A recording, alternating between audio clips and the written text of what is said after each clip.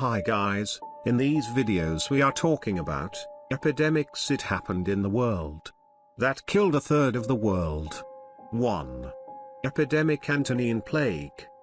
The Antonine Plague of 165 to 180 AD, also known as the Plague of Galen, after Galen, the physician who described it, was an ancient pandemic brought to the Roman Empire by troops who were returning from campaigns in the Near East. Scholars have suspected it to have been either smallpox 1, or measles.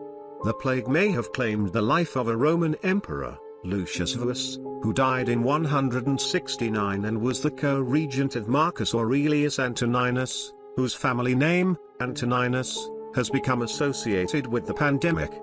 Ancient sources agree that the plague appeared first during the Roman siege of the Mesopotamian city Seleucia in the winter of 165 to 166. Ammianus Marcellinus reported that the plague spread to Gaul and to the legions along the Rhine. Eutropius stated that a large population died throughout the empire. According to the contemporary Roman historian Cassius Dio, the disease broke out again 9 years later in 189 AD and caused up to 2,000 deaths a day in Rome, 1/4 of those who were affected. The total death count has been estimated at 5 million, and the disease killed as much as 1/3 of the population in some areas and devastated the Roman army. Australian sinologist and historian Rafe de Crespigny speculates that the plague may have also broken out in eastern Han China before 166 because of notices of plagues in Chinese records. The plague affected Roman culture and literature and may have severely affected Indo-Roman trade relations in the Indian Ocean. Epidemiology. In 166, during the epidemic, the Greek physician and writer Galen traveled from Rome to his home in Asia Minor and returned to Rome in 168, when he was summoned by the two Augusti, the co-emperors Marcus Aurelius and Lucius Verus. He was present at the outbreak among troops stationed at Aquileia in the winter of 168-69. Galen briefly recorded observations and a description of the epidemic in the treatise Methodus Medendi, and he scattered other references to it among his voluminous writings. He described the plague as great and of long duration, and mentioned fever, diarrhea, and pharyngitis as well as a skin eruption, sometimes dry and sometimes pustular, that appeared on the 9th day of the illness. The information that was provided by Galen did not clearly define the nature of the disease, but scholars have generally preferred to diagnose it as smallpox. The historian William H. McNeill asserts that the Antonine Plague and the later plague of Cyprian, 251 ca. 270, were outbreaks of two different diseases, one of smallpox and one of measles, but not necessarily in that order. The severe devastation to the European population from the two plagues may indicate that people had no previous exposure to either disease, which brought immunity to survivors. Other historians believe that both outbreaks involved smallpox. The latter view is bolstered by molecular estimates that placed the evolution of measles sometime after 1000 AD. Impact. In their consternation, many turned to the protection offered by magic.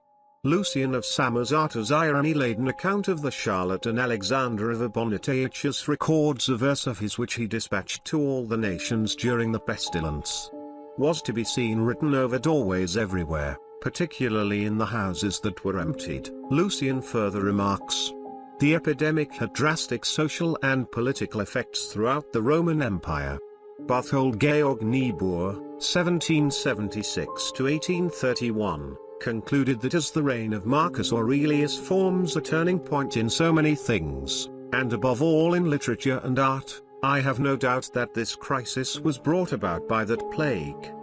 The ancient world never recovered from the blow inflicted on it by the plague which visited it in the reign of Marcus Aurelius. During the Marcomannic Wars, Marcus Aurelius wrote his philosophical work Meditations.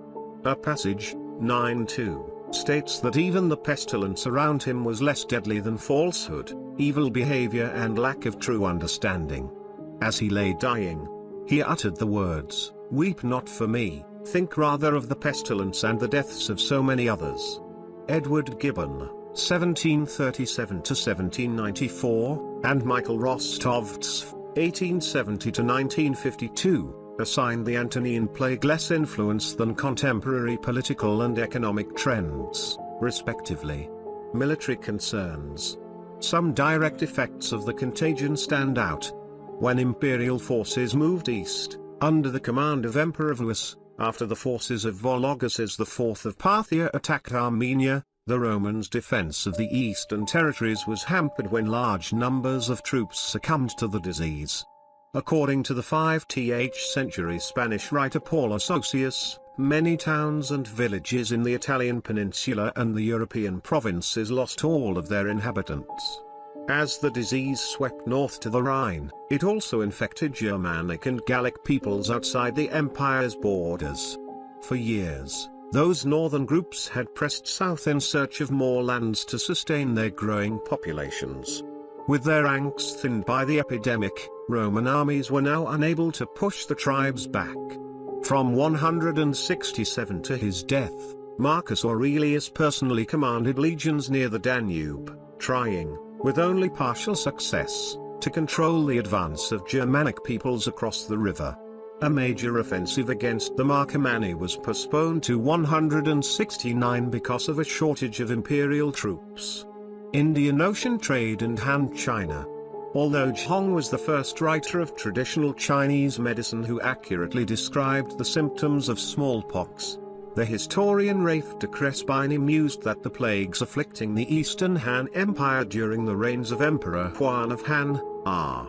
146 to 168, and Emperor Ling of Han, r. 168 to 189, with outbreaks in 151, 161, 171, 173, 179, 182, and 185, were perhaps connected to the Antonine Plague on the western end of Eurasia. De Crespigny suggests that the plagues led to the rise of the cult faith-healing millenarian movement led by Zhang d.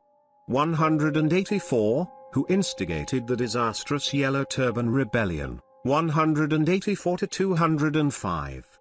He also stated that it may be only chance that the outbreak of the Antonine Plague in 166 coincides with the Roman embassy of Dak in the Roman Empire, landing in Jiaozi, northern Vietnam, and visiting the Han court of Emperor Huan, claiming to represent and done, a transliteration of Marcus Aurelius Antoninus or his predecessor Antoninus Pius.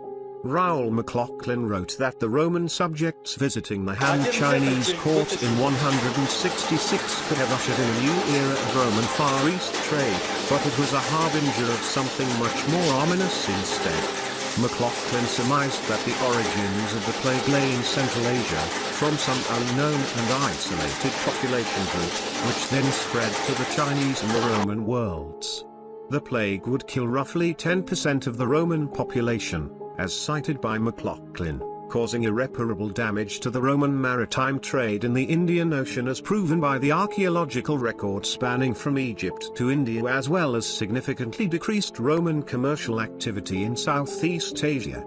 However, as evidenced by the 3rd century periplus of the Erythraean Sea and the 6th century Christian topography by Cosmas Indicoplastes, Roman maritime trade into the Indian Ocean, particularly in the silk and spice trades, certainly did not cease but continued until the loss of Egypt to the Muslim Rashidun Caliphate.